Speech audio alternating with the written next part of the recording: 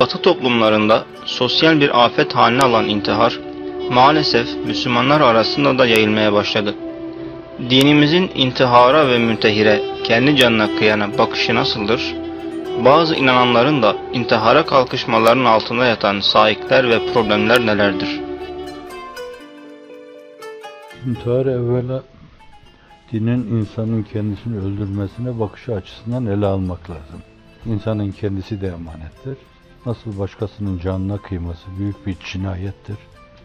O bütün insanlığı öldürmeye denk bir cinayet sayılıyor.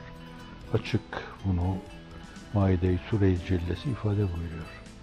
Bir insanın kendisini öldürmesi de öyle bir cinayettir. Bazıları intihar eden insanın namazının kılmayacağını hükmetmişler. Fukahadan bazıları. Bu mürtet gibi farz edilmiş ya. Canına kıyma mevzu. Çünkü insanın korumakla mükellef olduğu o usulü hamse onlardan bir tanesi nefsin korunması mevzudur. Ve denebilir ki bütün hukuk sistemi de esasen o 5 esas üzerine müessestir bunlar. Şatibi'nin muvaffakatında belli bir sistem içinde ele alındığı gibi onu okurken görmüştünüz. Başka usul kitaplarında da vardır. Fakat orada mesele o sistem içinde ele alınması, meseleye öyle açıklık getirilmesi, öyle inkişaf ettirilmesi önem arz ediyor. Sistem bakımından önem arz ediyor. O en başta geliyor yani. Nefsin korunması mevzu en başta geliyor. Öyle ki onu korumakla mükellefsin yani. Ülkenin sınırlarını koruduğun gibi, ırzını, namusunu koruduğun gibi, ondan da ileri. İstiklalini koruduğun gibi, işgale karşı göğsünü gerdiğin gibi, sana karşı bir tecavüz olduğu zaman hukuki ifadesiyle nefis müdafaası orada başkasını öldürebilirsin yani. Demek ki nefis o kadar korunmaya liyakati olan veya korunması o kadar önemli, o kadar ehemmiyetli bir mesele. İnsan nefsini koruması lazım. Evet, tekrar edelim. Bu bir emanettir. O da insana emanettir yani. Nasıl diyanet insana emanettir, dine hizmet insana emanettir. Ve bütün bunların matiyesi sayılan, biraz evvelki ifadeye bağlayarak diyelim, o olmayınca, o hayat olmayınca siz bunların hiçbirini yapamazsınız. Evet, hayatına hatime çekme. Böylece Cenab-ı Hakk'ın sana ait bir kısım şeyleri taşımakla vazifeli kıldığı matiyeye kıyma demektir o. Bu meselenin bir yanı. Bir diğer yanı da şudur. İnsan bir asker gibi dünyaya gelir.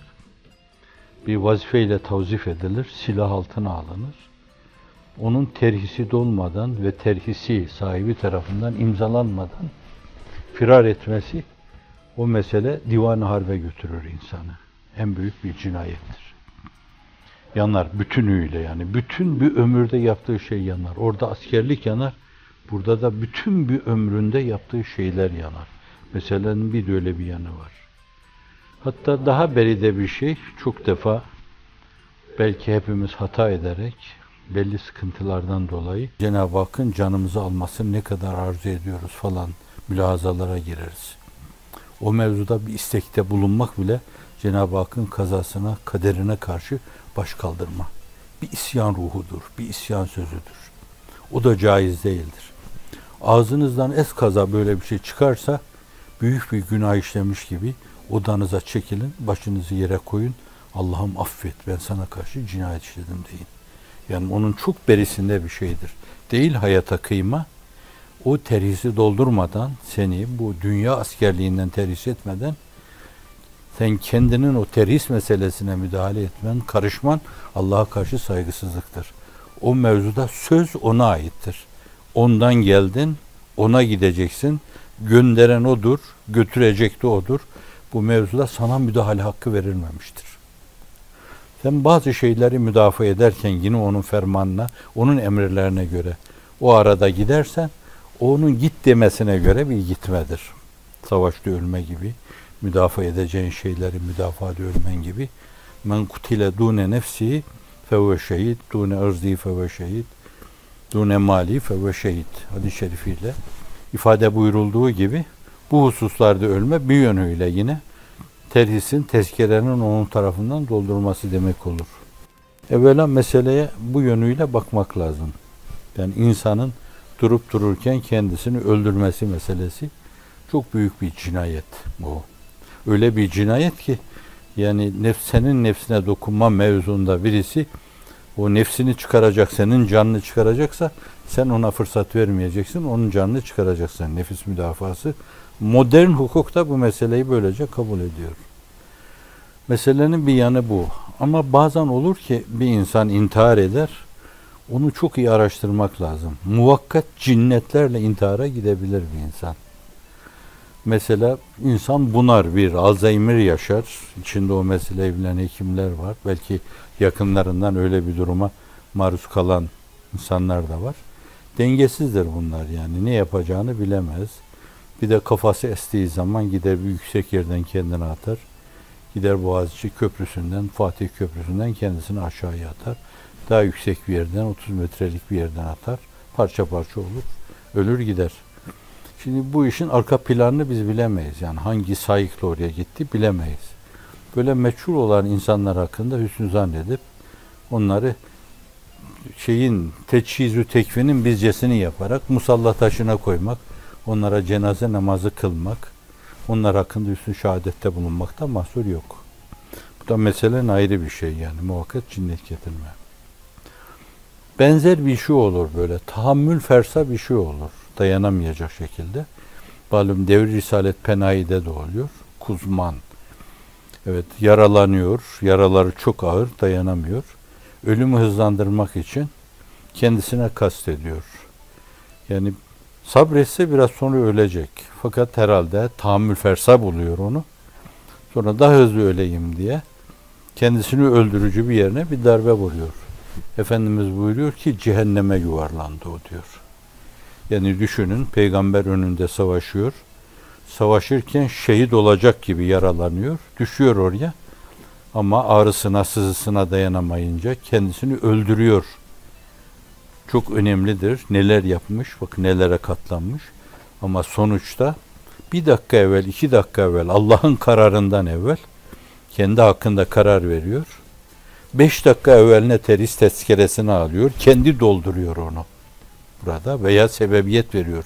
Tesebbüp bu ve cehenneme yuvarlandı deniyor. Efendimiz sallallahu aleyhi ve sellem'in beyanıyla. Bir de böyle bir şey olur. Yani burada da mülaza dairesi açık. Böyle biri için ne yapılır? Çok fazla bir şey söyleyemeyeceğim yani. Ama bu mevzuda insan ne yapmalı? Belki herkes için o telkin edilmeli. Dişini sıkıp sabretmeli. Allah'ın gel diyeceği ana kadar inna lillah ve inna ileyhi raciun. Katlanmalı ona. Cenab-ı Hakk'ın muradına göre ölmeli orada da. Yani ölürken bile muradi ilahi takip etmeli. İsterseniz yani Allah bizi diriltti, Allah bizi yaşattı, Allah bizi öldürüyor. Allah için diri olmak, Allah için yaşamak, sonra Cenab-ı Hakk'ın rızasına uygun, muradına uygun şekilde ölme yolunu araştırmak. Hatta işari manada vettekullaha hakka tukati ve la temutunne illa ve entum müslimun. Allah'tan korkulması gerektiği şekilde korkun veya Allah'ın istediği ölçüde takva dairesi içinde yaşayın. Zinhar Müslüman olmanın dışında ölmemeye çalışın diyor. Ve la temutun illa ve entum müslimun. Şimdi o tehlikeli bir şey yani. Sizin kendi hayatınıza kıymanız bu bir yönüyle bütün geçmişinizi heder etme demek oluyor. Bir de meselenin böyle bir yanı var. Bir diğer yanı günümüzdeki yaygın şekliyle maalesef hani batıda intiharlar oluyordu. Bazen de o intiharlar anlamlı intihar diyelim kendilerince. Bu tabir belki kullanılamamış. Anlamlı intihar diyebilirsiniz. Canlı bombalar. İşte üzerine bomba bağlayıp gidip bir yerde patlatmalar veya bir arabayı sürüp bir yere girmeler filan. Bunlar da kendilerince bu intihara bir anlam, bir değer kazandırıyorlar sözde. Mefkureleri uğruna yapıyorlar bunu. Hakikati itibariyle meseleye baktığınızda biraz evvelki intihardan farkı yok bunun. Fakat bir de meselenin müzaaf yanı var. Kendilerini öldürmenin yanı başında tepe taklak cehenneme yuvarlanmanın kendi hesaplarına yanı başında bir de bir sürü masum insanın canına kıyıyorlar, kanına giriyorlar. Bir sürü masum insanın. Kendi hesabını Allah'a vermenin yanı başında teker teker o insanların çoluk, çocuk, kadın, masum insan. İster Yahudi olsun, ister Hristiyan olsun, ister Budist olsun, ister Şintoist olsun, kim olursa olsun. İslam kim, ne zaman, nasıl öldürülür o mevzuda kanunları, disiplinleri bellidir. Savaş halleri vardır, sulh halleri vardır. Sulh halinde kimse kendi kendine ilanı harp edemez. Öldürme kararı veremez. İnsanları öldürmek için bir şeyler yapamaz o mevzuda. Bu açıdan bir de o öldürdüğü insanların hesabını verir. Belki günümüzde en yaygın olan şey bu. Hususiyle İslam dünyasında maalesef. Bu intihar bombacıları filan, insanları öldüren caniler, canavarlar, insanlıkla alakaları olduğu söylenemez bunların. Yani terörist dedik o, terör işi itibariyle eskiler hatta akide kitaplarında Nesefi'nin akaidine baksanız, bir hadis-i şerifte la yezni zani hatta yezni ve müminun diyor.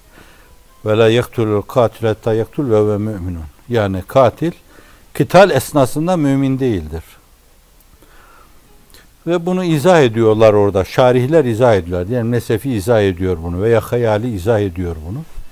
Diyor ki o esnada dini bir yönüyle ondan ayrılmış olur. Yani o diyanet duygusundan mahrumdur o esnada. O işin mahiyeti neyse onu Allah bilir. Bilemeyiz de. O an itibariyle, o hali itibariyle, o kurguları itibariyle, o planları, o projeleri itibariyle o insana Müslüman denemez. Yani üzerine bir mercek koyun. O andaki hali itibariyle veya onu bir fotoğraflayın orada. O andaki durumunu belli karelerle tespit edin. O an itibariyle o Müslüman değildir. Ha o işi yaptı. Sonra döndü Cenab-ı Hakk'a tövbe etti. Başkalarının hukukunu irtikap etti. Allah tövbesini kabul buyurdu. Onun bileceği bir şeydir. Öbür tarafta nasıl muamele yapar o bilir onu. Şimdi bu mesele bu kadar önemli yani. Zina eden öyle, insan öldüren öyle, hırsızlık yapan öyle. Bir hadis-i şerife göre kebire sayılan şeyler bunlar. Bir hadis-i şerifte 3 dendiği yerde bunların hepsi kebire sayılmıyor. Ama bir hadis-i şerifte 7 deniyor. Bir başka hadis-i şerifte de 70 deniyor kebaire. Şimdi herhangi sıradan bir kebairden bir tanesini irtikap ederken bile demek ki o karakter esas. İslami çerçeveye uymadığı gibi. Hadisin ifade ettiği şey bu. İslami çerçeveye uymuyor bu karakter deniyor yani.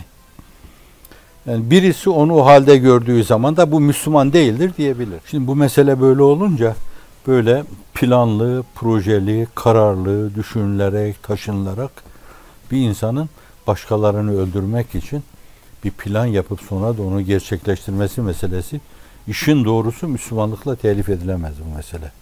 Bunu Pakistanlı da yapsa böyle, Hindistanlı da yapsa böyle, Türkiye'deki birisi de yapsa böyle, El-Kaideli de yapsa böyle, Hizbullah da yapsa böyle, Hizbü Şeytan da yapsa böyle, Hizbül Vahşet de yapsa böyle, böyle, servisler de yapsa böyle, kim yaparsa yapsın böyle. Evet, bunların durumu belli değil, hafizanallah böyle. Onca insanın canına kıyan insan öbür tarafta iflah olmaz, hafizanallah. Bir de kendine kıyma mevzu hani bu şekilde ele alınabilir. Kanaat-ı acizanemce hani diğerleri intihar, cehenneme sürüklenme, tepe taklak gitme onun yanı başında bu o meselenin müzaaf şekli veya mükab şekli. 3 boyutlu bir cinayet, korkunç bir cinayet. Sadece şahsına ait değil yani. Bir iki insana ait de bir cinayet değil. Topluma karşı işlenen cinayet, kurallara karşı işlenen cinayet, Allah'a karşı işlenen cinayet, İslam'ın dirakşan çehresini karartmaya matuf işlenen bir cinayettir. İslam'ın pırıl pırıl çehresine zift atma manasına gelir bu. Ve bunu temizlemek size düşer. Çok zor temizlersiniz. Batı'da bu mevzuda o meseleye öyle bakanlar nazarında siz İslam adına haysiyet ve namusunuzu paka çıkarma mevzunda yıllarca çalışacaksınız ki zihinlerden bağışlayın. O pisliği temizleyebilirsiniz. Böyle korkunç bir cinayet. Onun için basit cinayet, mürekkep cinayet, müzaaf cinayet, mükaf cinayet yani. 4 boyutlu bir cinayet oluyor. 4 tane derinliği olan bir cinayet. Bu nezdü üluhiyette affedilir mi edilmez mi? İster El-Kaide yapsın, isterse Hizbul Şeytan yapsın, ister Hizbul Vahşet yapsın, kim yaparsa yapsın, Müslümanlıkla telif etmek mümkün değildir. Bu da meselenin bir yanı. Burada istidradi bir hususa gireyim yani. Bazen bu türlü şeyler, cinayetler, bu büyük kocaman cinayetler, hafizanallah, bir kısım gafiller, dinin ruhunu bilmeyenler, İseviliğin de ruhunu bilmeyenler, Museviliğin de ruhunu bilmeyenler, ve Müslümanlığı hiç anlamayan insanlar tarafından bunlar sözde kutsal bir mücadeleymiş gibi birilerine telkin edilerek onların beyni yıkanarak yaptırtılıyorsa şayet, bu da zannediyorum o meseleye ayrı bir buğut kazandırıyor. Yani cinayete ayrı bir derinlik kazandırıyor. Çünkü yaptıkları bu şey hiçbir dinde yeri olmaz bu meselenin. Ama din adına yapıyor. Kendince anlamlı bir cinayet yapıyor. Manalı bir cinayet yapıyor. Arka planında bunun kendi dinini, diyanetini koruma gibi bir kısım mülahazaları var.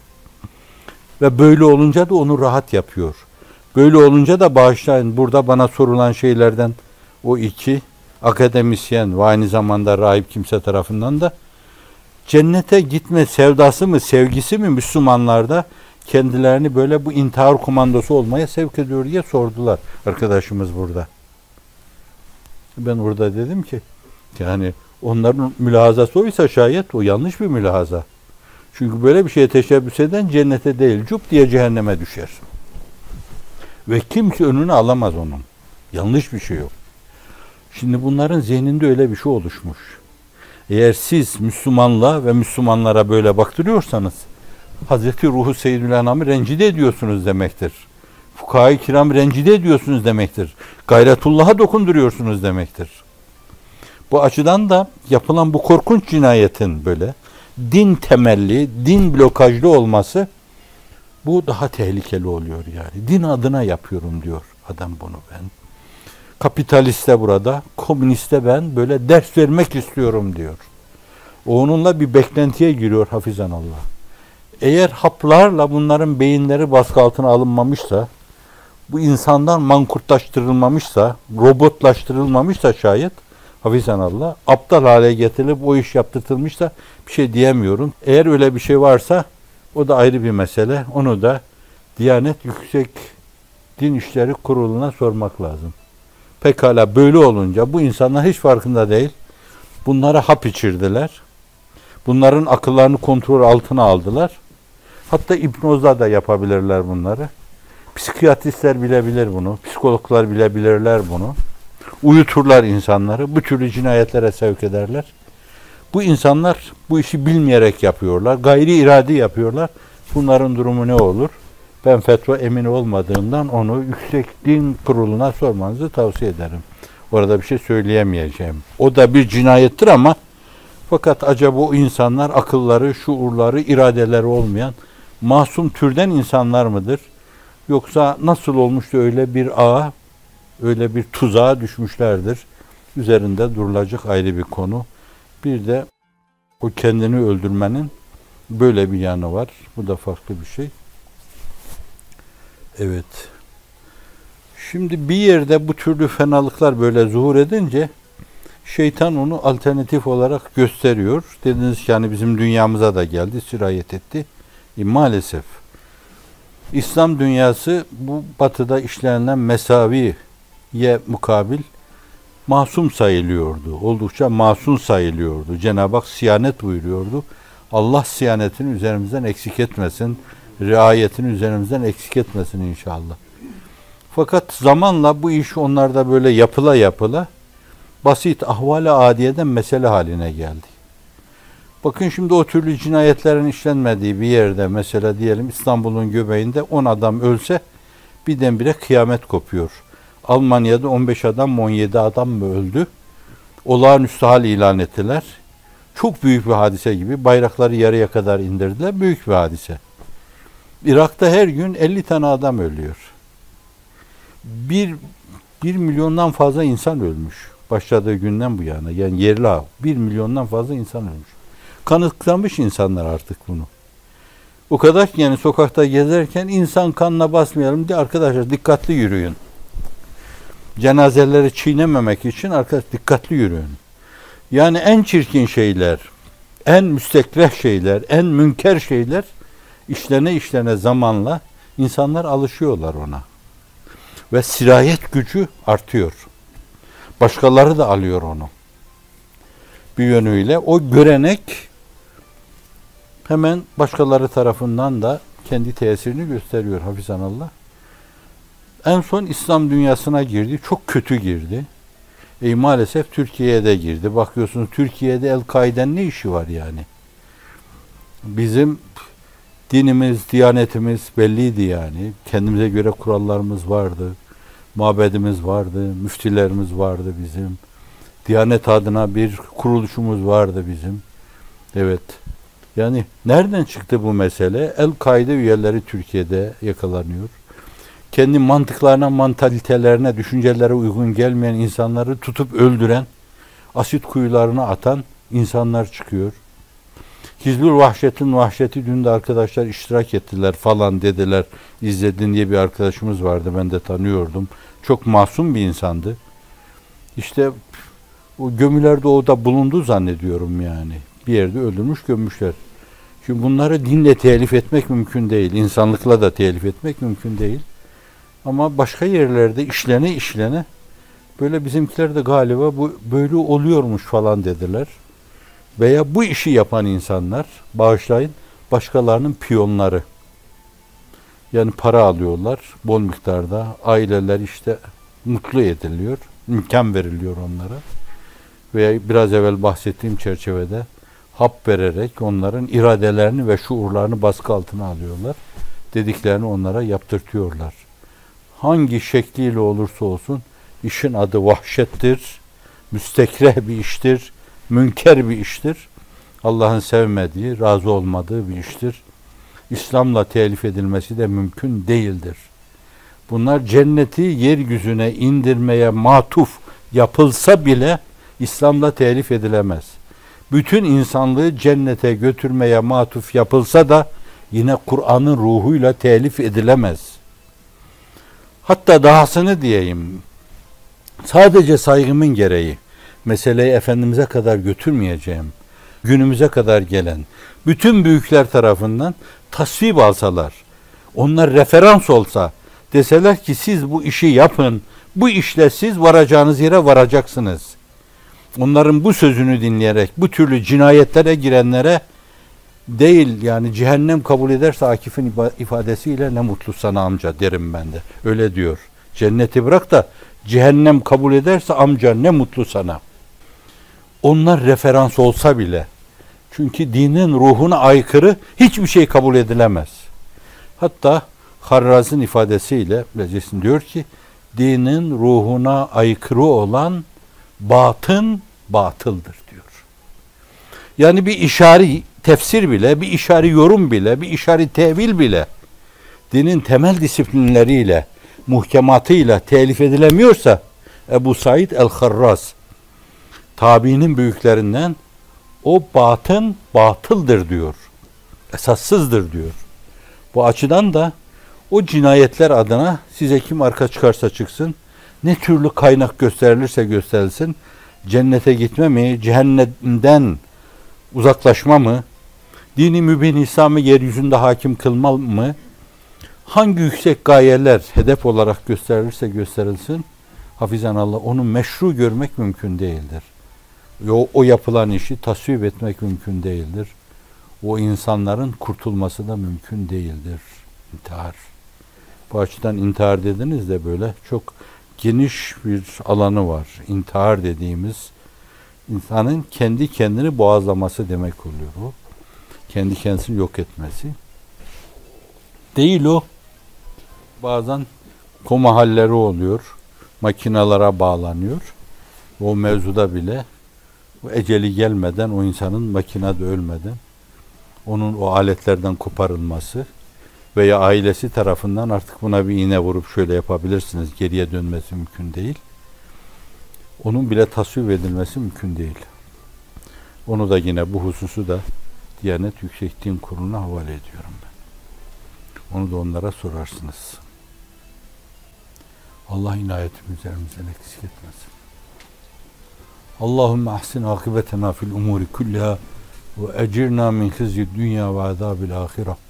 Allahümme inna neselükel huda ve tuqa vel afafe vel gina. Allahümme a'inna ala zikrike ve şükrike ve husni ibadetik. Amin ve salli ve sellim ve barik ala seyyidina Muhammedin ve ala alihi ve sahbihi.